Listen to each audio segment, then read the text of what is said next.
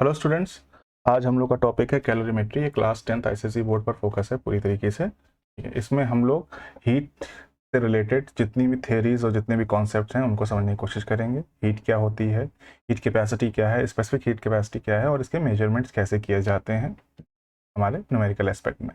ठीक है, तो इस वीडियो में हम थ्योरेटिकल एस्पेक्ट को कवर करेंगे और नेक्स्ट वीडियो में इसके न्यूमेरिकल्स को सॉल्व करेंगे। तो फर्स्ट ऑफ ऑल हमें देखना है कि भाई कैलोरीमेट्री है क्या। कैलोरीमेट्री साइंस की वो ब्रांच है, ठीक है, जिसमें हम हीट से रिलेटेड, ठीक है, प्रिंसिपल्स को स्टडी करते हैं। ठीक है, साइंस की वो ब्रांच जिसमें हीट से रिलेटेड जितने भी प्रिंसिपल्स होंगे उनको हम स्टडी करेंगे। ठीक है, जैसे जानते हैं यहाँ पे कैलोरी जो एक यूनिट है जो कि यूज़ की जाती है फॉर द हीट। ठीक है, और मेट्री इज़ द मेजरमेंट। ठीक है, तो हीट को मेजरमेंट करने की जो साइंस है उसको हम कैलोरीमेट्री कहते हैं। मेजरमेंट ऑफ हीट लिखा ही है आपको, आगे चलते हैं। तो पहले हम समझ लेते हैं what is heat. What is heat? Heat is the total energy of molecules. ठीक है, heat is the total energy of molecules constituting in a body. हमें पता है कोई भी सब्सटेंस या कोई भी बॉडी बहुत छोटे छोटे मॉलिक्यूल से मिलकर बनी है और हर एक मॉलिक्यूल में कोई ना कोई फॉर्म में एनर्जी प्रिजर्व होती ही होती है। अगर वो फॉर्म ऑफ एनर्जी हीट है तो जितने भी मॉलिक्यूल्स हैं सबकी हीट का जो टोटल सम होगा वो आपका उस बॉडी की हीट कहलाएगी। ठीक है, या हीट एनर्जी बोल सकते हैं। ठीक है, तो फिर से रिपीट कर लेते हैं। Heat is the internal energy of molecules constituting in a body. It flows from a hot body to a cold body. अब हीट का भी ट्रांसफॉर्मेशन होता है, ट्रांसफर होती है एक बॉडी से दूसरी बॉडी तक। ये दो बॉडीज हैं जिनका टेम्परेचर डिफरेंट, तो इसमें जो कंपेरेटिवली हॉट बॉडी कंसिडर होगी वहां से हीट ट्रांसफर होगी टू द कोल्डर वन। ठीक है, when they are kept in contact, तो मतलब उनको कांटेक्ट चाहिए होगा। वो कांटेक्ट किसी मीडियम के थ्रू भी हो सकता है या डायरेक्टली आप उनको एक दूसरे के कांटेक्ट में रख सकते हैं। ठीक है, तो अगला आता है what is calorie. Calorie is again the unit of heat. अब कितना होता है, या ये जो कैलोरी हम बोल रहे हैं हीट की यूनिट है, तो ये यूनिट में कितनी एनर्जी या कितनी हीट प्रिजर्व होती है, तो ये इज द एनर्जी रिक्वायर्ड। अगर 1 कैलोरी को डिफाइन करें तो is the energy required to raise the temperature, एक raise the temperature of 1 gram of water. ठीक है, 1 ग्राम ऑफ वाटर का टेम्परेचर 1 डिग्री सेंटीग्रेड बढ़ाने में जितनी एनर्जी या इतनी हीट एनर्जी की रिक्वायरमेंट है वो 1 कैलोरी होगी। फिर से 1 ग्राम वाटर का टेम्परेचर 1 डिग्री सेंटीग्रेड बढ़ाने के लिए जितनी एनर्जी की रिक्वायर्ड है वो 1 कैलोरी के बराबर है। सिंपल। ठीक है, अब यहाँ पर 14.5 डिग्री सेंटीग्रेड और 15.5 है। ये जो एप्लीकेशन, ये जो डेफिनेशन डराइव की गई है ये आइडियल कंसीडर की गई है फॉर द टेम्परेचर 14.5 से 15.5 तक। ठीक है, अगर आपको ये डेफिनेशन को स्टैंडर्डाइज करनी है तो जो साइंटिस्ट हैं उन्होंने इसको एक बहुत एक्यूरेट पाया for the given range of temperature जो कि 14.5 से 15.5 डिग्री। अब 1 कैलोरी को अगर हम जूल में कन्वर्ट करना चाहें तो 1 कैलोरी एनर्जी बराबर होती है 4.186 और we can say round off में 4.2 जूल। ठीक है, आगे सिमिलरली अगर 1 कैलोरी 1 ग्राम का टेम्परेचर बढ़ाती है तो 1 किलो कैलोरी 1 किलोग्राम वाटर का टेम्परेचर बढ़ाएगी फ्रॉम 14.5 से 15.5 डिग्री सेंटीग्रेड। ठीक है, मतलब फिर से 1 केजी वाटर का टेम्परेचर 1 डिग्री बढ़ाने में, ठीक है, जितनी अमाउंट एनर्जी रिक्वायर्ड होगी वो 1 किलो कैलोरी के बराबर होगी। ठीक है, 1 केजी वाटर का टेम्परेचर 1 डिग्री सेंटीग्रेड बढ़ाने के लिए रिक्वायर्ड एनर्जी ही आपकी 1 किलो कैलोरी के बराबर होगी। सिंपल। वैसे सिमिलरली आप जैसे आपने अभी वो 1 कैलोरी को 4.186 बोला, तो वैसे 1 किलोग्राम 4 उसको आप 10 टू द पावर 3 से मल्टीप्लाई करेंगे तो किलो के बिहाफ पर ये 4186 जूल या 4 राउंड ऑफ में 4200 जूल्स के इक्वल हो जाएगा। ठीक है, क्लियर है? आगे बढ़ते हैं। नेक्स्ट, अब हीट क्लियर है, heat is the total sum of energy preserve in a body. ठीक है, तो बिहाफ पर टेम्परेचर क्या है? Temperature is the comparison. ठीक है, कंपेयर करते हैं, दो बॉडीज हैं तो कौन सी बॉडी हॉट है या कौन सी बॉडी कोल्ड है, ये उनके थर्मल कंपैरिजन पे डिपेंड करता है। ठीक है, temperature is a parameter which tells the thermal state, कि मतलब इन दोनों में अगर कंपैरिजन किया जाए, भाई ये हॉट होगी ये कोल्ड होगी। तीन बॉडीज हैं, एक 60 डिग्री का टेम्परेचर होल्ड कर रही है, एक 80 डिग्री का टेम्परेचर होल्ड कर रही है, एक 100 डिग्री का टेम्परेचर होल्ड कर रही है। जब इन दोनों के कॉन्सेप्ट में बात करेंगे तो हम बोलेंगे कि भाई 80 डिग्री सेंटीग्रेड वाला हॉट है। ठीक है, वही अगर कंपैरिजन इस 80 और 60 के बीच में, तो 80 यहाँ पर हॉट कंसिडर किया जा रहा है, वेयर एज जब हम 80 और 100 का कंपैरिजन कर रहे हैं तो 80 वाला टेम्परेचर कोल्ड कंसिडर किया जाएगा, whereas to 100 degree centigrade temperature की बॉडी से। क्लियर है? सिर्फ सिंपल कंपैरिजन है। ठीक है, यहाँ पर भी डायरेक्शन आपकी हॉट बॉडी से जो भी ज़्यादा एनर्जी या जो ज़्यादा टेम्परेचर होल्ड करेगा वहाँ से कोल्ड बॉडी की तरफ ही ट्रांसमिट होता है। ठीक है, यूनिट जो कि हम यहाँ पे केल्विन यूज़ करते हैं, normal day to day life में हम लोग डिग्री सेंटीग्रेड का ही यूज़ करते हैं, बट यहाँ पर जितनी भी साइंटिफिक कैलकुलेशन होती है मोस्ट ऑफ द टाइम हम लोग डिग्री सेंटीग्रेड की जगह पर केल्विन कंसिडर करेंगे। ठीक है, ये ज़्यादा हमको एक्यूरेट वैल्यू देती है। ठीक है, साइंटिफिक कैलकुलेशंस में। नाउ केल्विन को आप डिग्री सेंटीग्रेड में कैसे कन्वर्ट करेंगे? तो भाई केल्विन कन्वर्ट करने के लिए आप डिग्री सेंटीग्रेड में जितनी भी वैल्यूज देखेंगे वो 273 उसमें ऐड कर दीजिए। ठीक है, इसको आप एब्सोल्यूट टेम्परेचर के नाम से भी जानते हैं। ठीक है, तो सिंपल आप डिग्री सेंटीग्रेड में 273 ऐड करिए, वो केल्विन में कन्वर्ट हो जाएगा। ठीक है, इजियर्स। आगे चलते हैं। अब कौन कौन से फैक्टर्स होते हैं जो किसी भी बॉडी में कितनी हीट एब्जॉर्ब करी गई या कितनी हीट लिबरेट करी गई वो उनको डिफाइन करते हैं। तो पहला होता है बॉडी का मास। ठीक है, जितनी बड़ी बॉडी होगी उतनी ज़्यादा मॉलिक्यूल्स होंगे, उतने ज़्यादा हीट उसमें प्रिजर्व होगी। दैट मीन्स Q जो कि हीट के लिए यूज़ किया जा रहा है is directly proportional to the mass.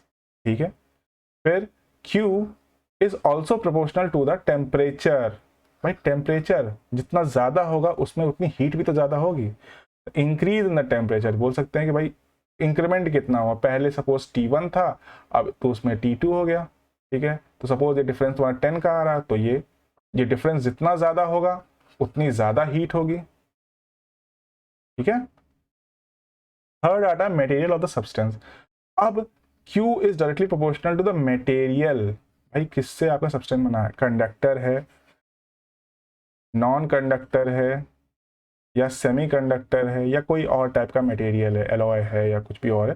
ठीक है, तो उसमें आपकी कितना वो होल्ड कर सकता है हीट को, वो डिफाइंड होता है उसके मटेरियल से। ठीक है, तीन चीज़ें थी, सिंपल M, दूसरा T और तीसरा उसका मटेरियल। मास हो गया, टेम्परेचर डिफरेंस हो गया कितना, और कितना उसमें का मटेरियल किस टाइप का है। ठीक है, आगे चलते हैं। अब थोड़ा एक शॉर्ट में जरा रिवीजन कर लेते हैं भाई कि हीट और टेम्परेचर में डिफरेंस क्या था। ठीक है भाई, चलो अभी हमने पढ़ा कि heat is the form of internal energy. किसी भी बॉडी में जो जितने मॉलिक्यूल्स हैं उनके अंदर कितनी टोटल एनर्जी प्रेजेंट है वो उसकी हीट है। ठीक है, टेम्परेचर का क्या है? It is basically the direction of the flow of the heat. जो ये दो बॉडीज अलग अलग टेम्परेचर पर रखी गई हैं उनका, ये दोनों अलग अलग हीट पर रखी गई हैं, तो उस कंडीशन पे जो हॉटर बॉडी होगी वहां से टेम्परेचर कोल्डर बॉडी की तरफ ट्रांसमिट होती है। सिंपल। हीट को हम लोग जूल में नापते हैं या कैलोरी में नापते हैं। यहाँ पर टेम्परेचर के लिए हमने यूनिट यूज करना है केल्विन। ठीक है, next depends on the mass that is M, temperature, ठीक है, and the substance of the material. Substance का मटेरियल सब्सटेंस का मटेरियल क्या है? ठीक है, आगे, average kinetic energy of the molecules, एक मॉलिक्यूल्स में जो एवरेज काइनेटिक एनर्जी, क्योंकि मॉलिक्यूल्स समझो ये 100 डिग्री सेंटीग्रेड पर एक बॉडी है और एक 60 डिग्री पर सेंटीग्रेड पर बॉडी है, ठीक है। यहाँ से कुछ अमाउंट में एनर्जी पास हो रही है मॉलिक्यूल्स की, ठीक है। दूसरे में एक 100 डिग्री का सेंटीग्रेड का है और एक 80 डिग्री का सेंटीग्रेड का टेम्परेचर है। यहाँ पर भी एनर्जी पास हो रही है, बट वहाँ पर रेट थोड़ा डिफरेंट है। अब रेट क्यों डिफरेंट है? क्योंकि यहाँ पर जो डिफरेंस आ रहा 40 का है, तो उस 40 के डिफरेंस को कवर अप करने के लिए एनर्जी बहुत तेजी से ट्रांसमिट होगी। वेयर एज जो 100 से 80 के बीच का जो डिफरेंस है वो सिर्फ 20 का है, तो डिफरेंस कम है, तो मॉलिक्यूल्स कंपैरेटिवली बहुत धीरे धीरे ट्रांसमिट होंगे और बट वो इक्विलिब्रियम की स्टेट में ही आकर रुकेंगे। ये ट्रांसमिशन तब तक चालू रहता है जब तक कि दोनों इक्विलिब्रियम की स्टेट में नहीं आते, मतलब कि दोनों का टेम्परेचर सेम नहीं रहता है, ठीक है। अब हीट को मेजर करने के लिए हम लोग कैलोरीमीटर का यूज करते हैं या कैलोरीमेट्री टेक्निक का यूज करते हैं। यहाँ पर थर्मामीटर इज द apparatus या the device which is used to measure the temperature, ठीक है। नाउ अब यहाँ पर थोड़ा सा आपको ध्यान देना है, two bodies having same quantity of heat, ठीक है, मे डिफर इन टेम्परेचर। दो बॉडीज हैं, ठीक है, दोनों का क्या बोला जा रहा है, हैव सेम हीट, हीट दोनों की सेम है, बस हो सकता है कि टेम्परेचर डिफरेंट हो। भाई टेम्परेचर बेसिक क्या कंपैरिजन है, लेकिन यहाँ पर मॉलिक्यूल्स भी तो आपका वो इफेक्ट क्रिएट कर रहे हैं ना। हो सकता है इसके पास मॉलिक्यूल ज़्यादा हो तो इसकी हीट ज़्यादा हो सकती है, हो सकता है इसका टेम्परेचर ज़्यादा हो, ठीक है, तो वहाँ पर ये फैक्टर डिफरेंट कर सकते हैं। टू बॉडीज एट टेम्परेचर में डिफर इन हीट, दो बॉडीज हैं एट सेम टेम्परेचर में डिफर इन हीट, सेम लिखना था, सेम टेम्परेचर सेम है बट हीट डिफरेंट है। सपोज यहाँ पर सिर्फ 10 मॉलिक्यूल्स हैं, सबका टेम्परेचर सेम है तो बॉडी का टेम्परेचर, बट यहाँ पर जब हीट की बात करें तो मॉलिक्यूल ज़्यादा हो गए हैं, लेकिन फिर भी 10 का टेम्परेचर होल्ड होते हुए भी ज़्यादा मॉलिक्यूल्स ऐड है, प्रेजेंट है, तो 10 का मल्टीप्लीकेशन सपोज यहाँ पर आपका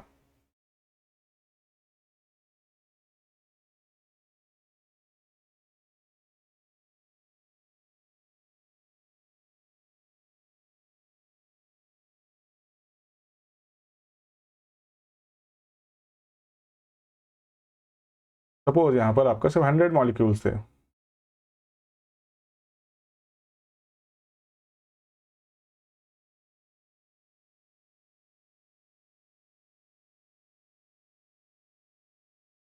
सपोज यहाँ पर 100 मॉलिक्यूल्स है, 100 को पर मॉलिक्यूल का टेम्परेचर 10 डिग्री है, यहाँ पर आपको सपोज 20 मॉलिक्यूल्स है, तो यहाँ पर दोनों का मल्टीप्लिकेशन आपका 200 ही हो रहा है, यहाँ पर मल्टीप्लिकेशन 1000 हो गया, तो हीट यहाँ पर कंपेरेटिवली ज़्यादा हो गई। वहीं पर यहाँ पर क्या हुआ भाई, हीट कम है, क्योंकि हर मॉलिक्यूल का टेम्परेचर भले ही 10 है बट नंबर ऑफ मॉलिक्यूल्स कम हो गए ना, ठीक है, तो क्योंकि ये डायरेक्ट मास पर डिपेंड करता है और टेम्परेचर का मास से कोई लेना देना नहीं है, ठीक है। आगे, two bodies in contact then the total heat is the sum of the bodies, दो बॉडीज हैं, दोनों का क्या है, सपोज हीट डिफरेंट है, जिसकी H1 है जिसकी H2 है, तो इनका जो टोटल आएगा वो H1 प्लस H2 आ जाएगा, ठीक है, मतलब कि 30 कैलोरी प्लस 20 कैलोरी को हम ऐड करें तो 50 हो जाएगा, ठीक है, ये इनका रिजल्टेंट है, ठीक है।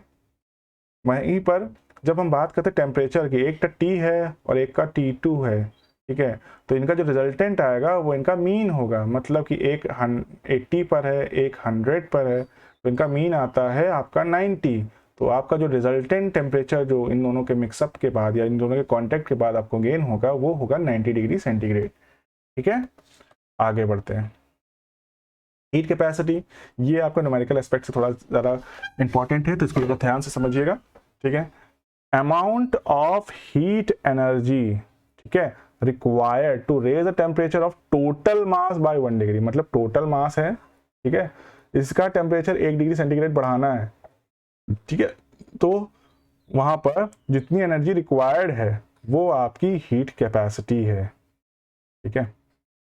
इसको हम लोग C डैश से रिप्रेजेंट करते हैं, उसका फॉर्मूला होता है C dash is equals to Q, that is total heat upon temperature में आने वाला डिफरेंस, जैसे डेल्टा T, ठीक है। यूनिट इसकी जूल, मतलब Q का unit upon kelvin, that is temperature का यूनिट, ठीक है, जूल पर केल्विन या जूल पर डिग्री सेंटीग्रेड कंसिडर किया जाएगा। सिंपल है। अब अगला टॉपिक है हमारा स्पेसिफिक हीट कैपेसिटी।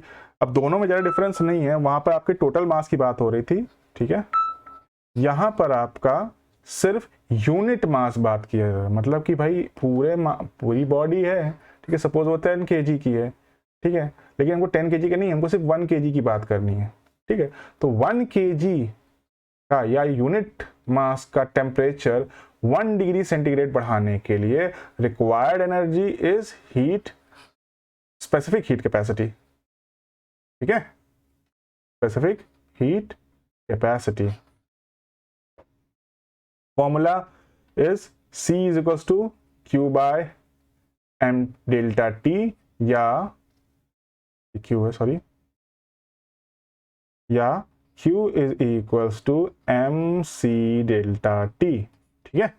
यहाँ डेल्टा, यहाँ M तो आपका कंसिडर समझ हो गया, मास हो गया, C आपका स्पेसिफिक हीट कैपेसिटी हो गई, और डेल्टा T आपका टेम्परेचर में आने वाला डिफरेंस, मतलब T1 और T2 के बीच में अगर डिफरेंस 10 का आ रहा है, 20 का आ रहा है, 30 का आ रहा है, तो ये यहाँ पे डेल्टा T कंसिडर किया जाएगा। यूनिट इसकी अगेन जूल पर किलोग्राम पर केल्विन है, या तो आप इस हिसाब से लिख सकते हैं, या शॉर्ट में आप जूल पर kg इनवर्स और केल्विन लिख सकते हैं, ठीक है। अभी conversion 1 kilo calorie per kg per kelvin is equal to 4.2 into 10 to the power 3 joule. देखो यहाँ किलो कैलोरी पूरा जूल से कन्वर्ट हो गया, बस यहाँ 10 टू द पावर 3 का ही मल्टीप्लिकेशन हो रहा है, ठीक है। आगे चलते हैं। कैलोरीमीटर क्या है? Calorimeter is basically a device, या कह सकते एक अरेंजमेंट है, ठीक है। कैसा होता है? एक सिलेंड्रिकल शेप वेसल है, ठीक है, which is used to measure the amount of heat or gained or lost। दोनों चीजें इसमें मेजर कर सकते, कितनी चीज उसने टेम्परेचर ने गेन किया है, जो भी मैंने मिक्सअप किए, दो अलग अलग सब्सटेंस को हम इसमें मिक्सअप करते हैं, और फिर उसके बाद जो रिजल्टेंट टेम्परेचर आता है उसको हम यहाँ पर मेजर करते हैं by the body when it is mixed with other body. तो दो अदर सॉल्यूशंस को हम इसमें मिक्स किया, और उनके बीच में आने वाला जो रिजल्टेंट टेम्परेचर का है उसको स्टडी करने के लिए ये एपरेटस यूज किया जाता है। This is made up of copper, समझ में, and because it is a good conductor, aluminium भी यूज करते हैं, बट अभी कॉपर ज्यादा फैशन में है तो कॉपर ज्यादा यूज कर रहे हैं। लो स्पेसिफिक हीट कैपेसिटी,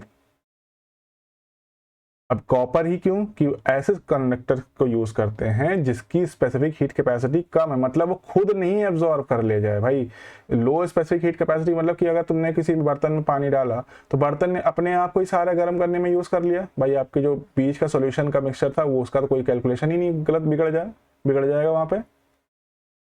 गेटिंग क्या आप बोलना चाह रहे हैं? मतलब कि एक वेसल है, आपको इसके अंदर सॉल्यूशन डाले हैं दो, ठीक है, तो आप ये कंसिडर करोगे कि भाई जो भी हीट या जो भी टेम्परेचर आपने इसमें मेडअप किया है वो कहीं लॉस नहीं होना चाहिए, ठीक है। तो इसीलिए हम इस वेसल का जो मटेरियल होता है कुछ इसी तरह से यूज करते जाए कि भाई जिसकी हीट स्पेसिफिक हीट कैपेसिटी लो हो, मतलब कि वो कम से कम हीट एब्जॉर्ब करे खुद, ताकि हमारा जो एक्चुअल कैलकुलेशन इनके बीच में होने वाला है वो अनअफेक्टेड रहे, उस पर कोई डिफरेंस नहीं क्रिएट होना चाहिए, ठीक है। आगे बात करते हैं इसके जो सरफेसेस हैं, ठीक है, इनर और आउटर को हम पॉलिश कर देते हैं। अगर आप देखो तो पॉलिश्ड एल्यूमिनियम दिया गया है, हमने यहाँ पे कॉपर का एग्जांपल ले रहे हैं, ठीक है। यहाँ पे सरफेस कहते हैं ताकि इसमें ना रेडिएशन की प्रोसेस, ताकि रेडिएशन समझ रहे हो कि मतलब कि कोई बाहर की हीट अंदर नहीं आनी चाहिए, ठीक है, और ना अंदर की हीट बाहर जाए, ठीक है, रेडिएशन, ठीक है।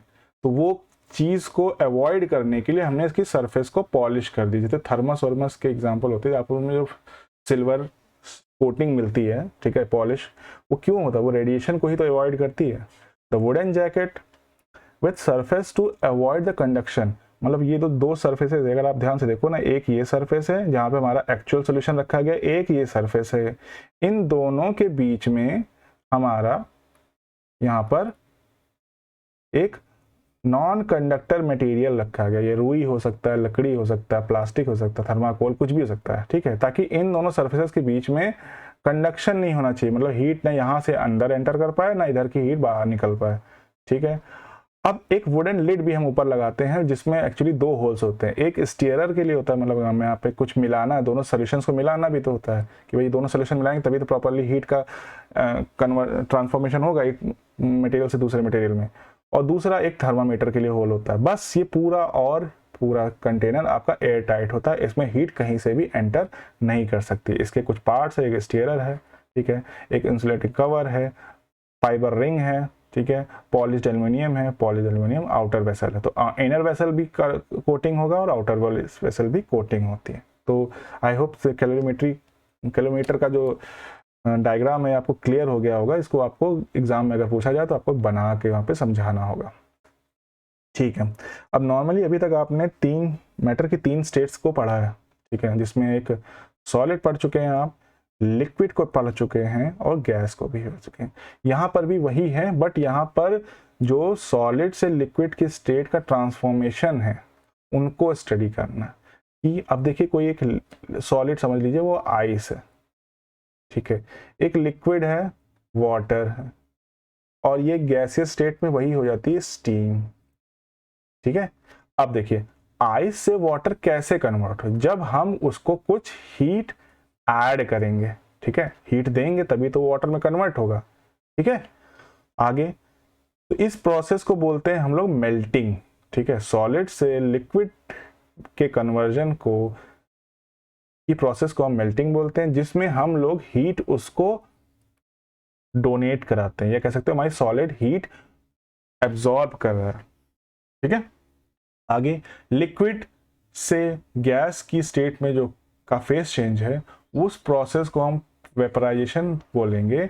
और यहाँ पर भी हम यहाँ हीट कुछ ऐड करेंगे इन वाटर, ठीक है, यहाँ पे हम वाटर में कुछ हीट को ऐड ऑन करेंगे तो वो आपकी गैसेस स्टेट में कन्वर्ट होगी, दैट मीन्स स्टीम जिसको नॉर्मली हम बोलते हैं, ठीक है। तो मेल्टिंग और वेपरेशन आपको क्लियर है। अब इसके रिवर्स ऑर्डर में चलते हैं। अगर कोई गैसियस स्टेट है जिसका टेम्परेचर ऑलरेडी बहुत ज़्यादा है, वहां से हम थोड़ी सी हीट निकाल लें, ठीक है, गैस से कंडेंसेशन कब होगी, जब उसकी हीट थोड़ी लिबरेट होगी, बाहर निकल जाए, ठीक है, हीट बाहर निकल जाएगी तो वो कंडेंस होगा, ठंडा हो जाएगा, तो वो अगेन कन्वर्ट हो जाएगा लिक्विड्स में।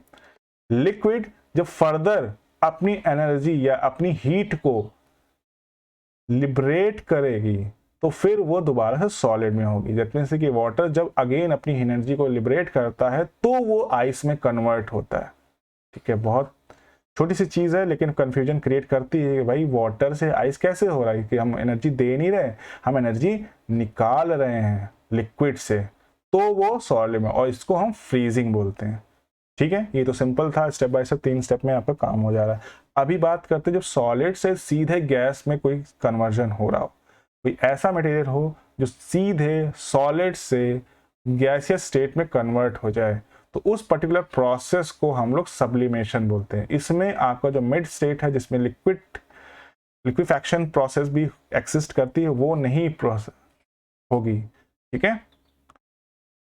सॉलिड सीधे सब्लिमेशन के थ्रू गैसियस स्टेट में कन्वर्ट होगा तो उसको हम सब्लिमेशन बोलेंगे। वेयर एज जब गैस डायरेक्टली सॉलिड स्टेट में कन्वर्ट हो, ठीक है, तो उस प्रोसेस को हम सॉलिडिफिकेशन बोलते हैं। कंफ्यूजन सब्लिमेशन और सॉलिडिफिकेशन में बोलता है। तो सॉलिडिफिकेशन को आप सिंपल वर्ड्स में अगर समझो, सॉलिड में कन्वर्ट हो रही कौन, गैस, ठीक है। यहाँ पर लिक्विड का कोई रोल नहीं है, यहाँ पर सीधे गैस आपकी सॉलिड में कन्वर्ट हो तो उसको सॉलिडिफिकेशन बोल देंगे। सॉलिड डायरेक्टली गैस में कन्वर्ट हो रहा तो उसको सब्लिमेशन बोलेंगे, सिंपल, ठीक है। आगे चलते हैं। मेल्टिंग क्या है भाई? मेल्टिंग आपको नॉर्मली पता है, बस इसकी डेफिनेशन को थोड़ा ध्यान से देख लीजिए। Change of solid to liquid phase, सॉलिड से लिक्विड में कन्वर्जन कैसे होगा भाई? सॉलिड से लिक्विड में कन्वर्जन तब होगा जब हम इसको कुछ हीट देंगे, ठीक है, एट अ कांस्टेंट। और हर एक सब्सटेंस का जो आपका कन्वर्जन है या कह सकते मेल्टिंग है वो एक स्पेसिफिक टेम्परेचर पे ही होती है, ठीक है। देखिए 0 डिग्री पर आपका आइस होता है, 100 डिग्री पर वो स्टीम में कन्वर्ट होता है, ठीक है, तो इसी बोलेंगे when the change from solid to liquid phase by absorption of heat at a constant temperature is called melting. Simple, solid से लिक्विड स्टेट में conversion by absorption of heat at a constant temperature is melting. अब ये तो melting समझ में आ गई। अब ये कांस्टेंट टेम्परेचर जिस पर ये प्रोसेस होती है उसको बोलते हैं मेल्टिंग पॉइंट। गेटिंग? जो अभी प्रोसेस तो आपको मेल्टिंग समझ में आ गई, लेकिन ये प्रोसेस जिस टेम्परेचर पे एग्जिस्ट करेगी या जिस पॉइंट पर ये काम करेगी उसको बोलेंगे हम मेल्टिंग। आगे चलते एग्जांपल्स के थ्रू इसको समझते हैं। जैसे कि आइस भी आपकी 0 डिग्री पर है और 0 डिग्री पर ही वाटर है, बट स्टिल दोनों की स्टेट डिफरेंट है। That means something is then there. तो यहाँ पर क्या कर रहे हैं हम लोग, एब्जॉर्प्शन ऑफ हीट हो रही है। ठीक है, 0 डिग्री की आइस 0 डिग्री के वाटर में भी कन्वर्ट होने के लिए कुछ अमाउंट में हीट की रिक्वायरमेंट होती ही है, उसको हम मेल्टिंग बोलते हैं। वहीं पर जिसका उल्टा 0 डिग्री का वाटर 0 डिग्री की आइस में कन्वर्ट होने के लिए कुछ अमाउंट में उसको हीट लिबरेट करनी पड़ेगी या हीट निकालनी पड़ेगी अपने अंदर से, तभी तो उसके अंदर मॉलिक्यूल्स पास आएंगे। क्योंकि मॉलिक्यूल्स ही तो होते हैं जो एनर्जी तो होती है जो मॉलिक्यूल्स को दूर दूर लेके जाती है। ज़्यादा एक्साइटेड हो जाते हैं, दूर दूर चले जाते हैं। ठीक है, अगर इनकी एक्साइटमेंट या एनर्जी निकाल दें, ठीक है, तो दोबारा से बेचारे पे जब पास आ जाएंगे। ठीक है, आगे चलते हैं। अब हीट कर्व ऑफ देखिए कोई भी मेल्टिंग प्रोसेस अचानक से नहीं होती। ठीक है, पहले समझो ये आपका आइस क्यूब है।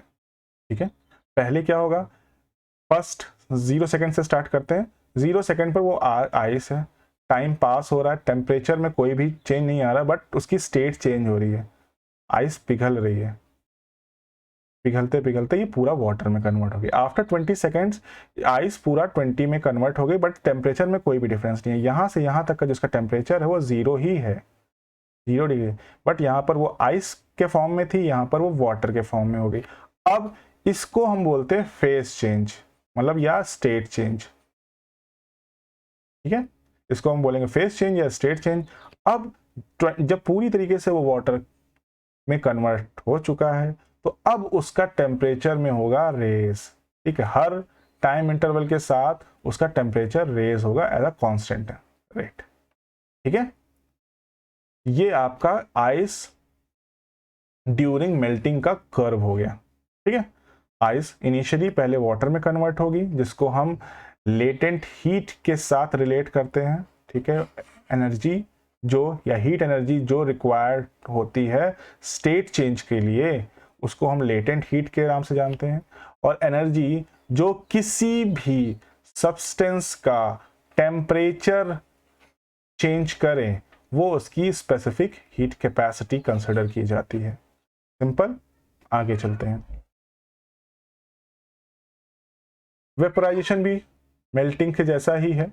देखिए बस यहाँ पे वेपराइजेशन क्या हो रहा है, यहाँ पर भी आपका गैस फेज में कन्वर्ट हो रहा है फ्रॉम लिक्विड।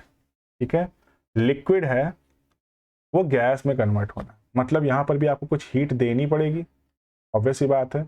इसके मॉलिक्यूल्स पास हैं, ठीक है, और इसके मॉलिक्यूल दूर दूर हैं।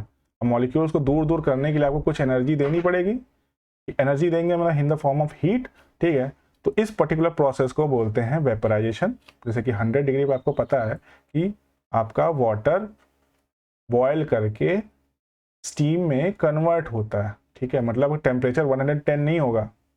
ठीक है, वो 100 से जैसे ही टच करेगा वहां पर वेपराइजेशन की प्रोसेस स्टार्ट हो जाएगी। तो यहाँ पर एग्जाम समझो, और the particular temperature at which the vaporization occurs, और वो जिस टेम्परेचर पे ये पूरी प्रोसेस एग्जिस्ट करती है उसको हम बॉइलिंग पॉइंट बोलते हैं। ठीक है, तो पर्टिकुलर टेम्परेचर देखिए, वाटर 0 डिग्री पर ही है, सॉरी 100 डिग्री पर ही है। ठीक है, और स्टीम भी 100 डिग्री पर ही है, बट स्टिल दोनों की स्टेट डिफरेंट है। ठीक है, तो अब क्या किया गया भाई, यहाँ पर भी आपने कुछ हीट दिया होगा ना, हीट दोगे तभी तो वो फर्दर एक्साइट होकर दो मॉलिक्यूल्स जाएंगे और वो स्टीम में कन्वर्ट होगी। वही जैसे उसका उल्टा, जब स्टीम को दोबारा से वाटर में कन्वर्ट करना है तो यहाँ पर की एक्स्ट्रा अमाउंट में जो हीट है, ठीक है, उसको आपको लिबरेट कराना होगा। लिबरेट कराएंगे तभी तो वो स्टीम आपकी दोबारा से वाटर में कन्वर्ट होगी, ठीक है, मतलब कि मॉलिक्यूल सब पास पास आएंगे। गैसेस स्टेट में सबसे दूर दूर होते हैं ना, वो वाटर में थोड़े पास पास होते हैं, ठीक है। तो वो एनर्जी के फॉर्म में जो हीट के फॉर्म में जो एनर्जी है उसको हम वहां से लिबरेट कराएंगे और हमारा वो स्टीम दोबारा से ही 100 डिग्री के ही वाटर में कन्वर्ट हो जाएगा, ठीक है। आगे चलते हैं, इसका भी एक कर्व है, अब इसको आप समझो थोड़ा।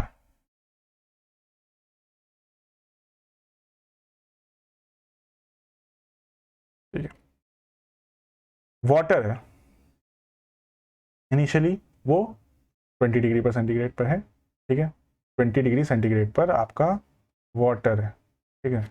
वाटर टाइम के साथ उसका टेम्परेचर बढ़ रहा है, हर 1 सेकेंड पर उसका टेम्परेचर बढ़ रहा है, 40 पे गया, फिर 60 सेकेंड्स पे, ठीक है, फिर आगे आके 80 सेकेंड्स पे उसका टेम्परेचर 100 डिग्री सेंटीग्रेड को रीच कर गया। समझो ये 80 सेकेंड्स है और 100 डिग्री सेंटीग्रेड पर है। तो अब यहां से आगे टेम्परेचर ऊपर नहीं बढ़ने वाला, ठीक है, यहां से अब होगी स्टेट चेंज। स्टेट चेंज यहां पे क्या था, सिर्फ टेम्परेचर चेंज, ठीक है। इनिशियली यहां पर टेम्परेचर चेंज हो रहा था और अब आगे हो रही है स्टेट चेंज। तो इस पर्टिकुलर कंडीशन में आपकी Q M C delta T के बिहाफ पे कम कैलकुलेट होगा और यहां पर क्यू एम एल के फॉर्म में, क्योंकि ये है रिक्वायर्ड स्टेट चेंज और ये है टेम्परेचर चेंज, ठीक है। गेटिंग कुछ नहीं है, बस ग्राफ को आपको समझ में आना चाहिए कि भाई हो क्या रहा है। यहाँ पर इनिशियली वाटर है 20 डिग्री सेंटीग्रेड पर, टाइम के साथ साथ उसका टेम्परेचर बढ़ता जा रहा है और एक स्पेसिफिक टेम्परेचर पर आकर वो टेम्परेचर बढ़ना रुक जाता है। तो वहां तक तो टेम्परेचर आपका Q is M C delta T से कैलकुलेट होगा, मतलब जहां पर टेम्परेचर चेंज होगा वहां पर सीधे सेट फॉर्मूला लगाइए आप ये वाला, ठीक है। जहां पर टेम्परेचर में कोई भी डिफरेंस नहीं आ रहा बट वहां पर स्टेट चेंज हो रही है तो वहां पर लेटेंट हीट, जिसको हम L से रिप्रेजेंट कर रहे हैं, लेटेंट हीट अभी आगे भी टॉपिक है, कंफ्यूज मत होइए, बस ये जान लीजिए, यहाँ पे स्टेट चेंज होने वहां पे लेटेंट हीट एग्जिस्ट करेगी। लेटेंट हीट वो हीट का फॉर्म है जो टेम्परेचर को या टेम्परेचर को चेंज किए बिना आपकी स्टेट को चेंज करता है। अगला आता है लेटेंट हीट। देखो, हीट एब्जॉर्ब और लिबरेट, कहीं पे हीट एब्जॉर्ब की जा रही है या उससे निकल रही है, लिबरेट हो रही है by the total mass of the substance. कोई बॉडी है, उसका टोटल मास से हीट निकल रही सपोज, ठीक है, for the change in its phase, ठीक है। ये आइस है, इससे सॉरी आइस बोल रहा हूँ, ये वाटर है, ठीक है, इससे हीट निकल कर आइस में कन्वर्ट हो रही है, ठीक है। ये वाटर है, यहाँ से हीट निकल कर ये आइस में कन्वर्ट हो रही है, तो उस कंडीशन में दो जो हीट होगी वो लेटेंट हीट कंसिडर की जाएगी। जस्ट अगेन क्योंकि यहाँ पर हो रहा है स्टेट चेंज, भाई ये वाटर भी आपका 0 डिग्री पर ही है और आइस भी 0 डिग्री पर ही सपोज चेंज हो रही है। तो उस कंडीशन में आपको जो एनर्जी या हीट एनर्जी रिस्पॉन्सिबल होगी वो होगी लेटेंट हीट, ठीक है, जो स्टेट चेंज करवाएगी आपकी। सिर्फ टेम्परेचर वही रहेगा, स्टेट चेंज हो जाएगी, ठीक है। और अब स्पेसिफिक लेटेंट हीट, तो ये भाई टोटल मास के लिए तुमने लेटेंट हीट का कहानी समझा दी, और जब यूनिट मास के लिए बोले तो वो स्पेसिफिकली एक यूनिट की बात कर रहे हैं, समझ लो। heat absorbed or liberated by unit mass of the substance for the change in the phase of the constant temperature is the specific latent heat। मतलब जितनी भी हीट लिबरेट हो रही है, एब्जॉर्ब हो रही है of a unit mass of the substance is for the change in the phase, इस फेज को चेंज करने या स्टेट को चेंज करने के लिए जितनी रिक्वायरमेंट, वो उसकी स्पेसिफिक लेटेंट हीट है। Formula is Q is equals to ml, mass into specific latent heat का प्रोडक्ट आपका टोटल हीट को आपको कैलकुलेट करने में हेल्प करेगा। L स्पेसिफिक लेटेंट हीट यहाँ पर है और यूनिट इसकी जूल पर केजी होती है, ठीक है। ये तो आपको जूल पर केजी समझ में आ रहा है, कुछ भी ऐसा नहीं है कि भाई 1 kg का मास में रिक्वायर्ड एनर्जी आपकी। चलो आगे, specific latent heat of fusion of ice, समझो क्या है। Specific latent heat of fusion of ice is the heat energy required to melt the ice of 0 degree. 0 degree की आइस है और 0 डिग्री का ही पानी है, ठीक है, 0 डिग्री 0 डिग्री, ठीक है। अब यहाँ पर भी भाई कुछ न कुछ तो हुआ होगा ना, तो अब आइस को आप हीट दिए होगे ना, इसको गर्म किए होगे ना, ऐसा समझो कि सिंपल वर्ड्स में, अगर इसको गर्म करोगे, गर्मी दोगे तभी दोगे। अब फ्रिज के अंदर थोड़ी गर्मी आ जाएगी, बाहर निकालोगे एटमॉस्फेयर टेम्परेचर से, वो हीट को एब्जॉर्व करेगा, फिर तो वाटर में कन्वर्ट होगा। तो यही बोला जाए 0 डिग्री का आइस, 0 डिग्री का आइस और 0 डिग्री के वाटर में जो चेंज होने के लिए रिक्वायर्ड है ना heat energy is known as specific heat energy for fusion of ice. Ice को पिघलाने के लिए जितनी एनर्जी की जरूरत है from 0 degree of ice, from 0 degree to water. आगे चलते हैं, specific latent heat of freezing of ice. अब देखो यहाँ पर फ्रीज करना है, पहले वाटर चाहिए होगा और फिर उससे बनेगी आइस, ठीक है। वाटर भी आपका 0 डिग्री पर ही है और 0 डिग्री पर ही आपकी आइस भी होने वाली है, ठीक है। तो उस कंडीशन में भी आप समझो कि इस वाटर से आप हीट को निकालोगे।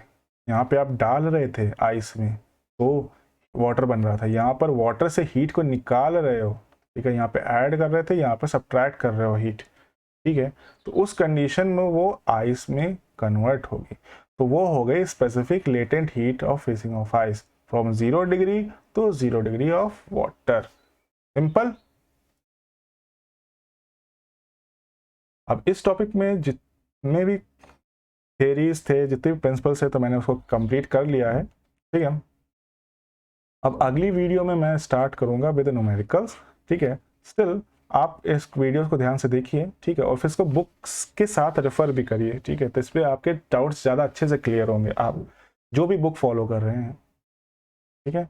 तो फिर मिलते हैं आपसे अगले वीडियो में विद न्यूमेरिकल्स ऑन कैलोरीमेट्री, ठीक है। Okay, thank you.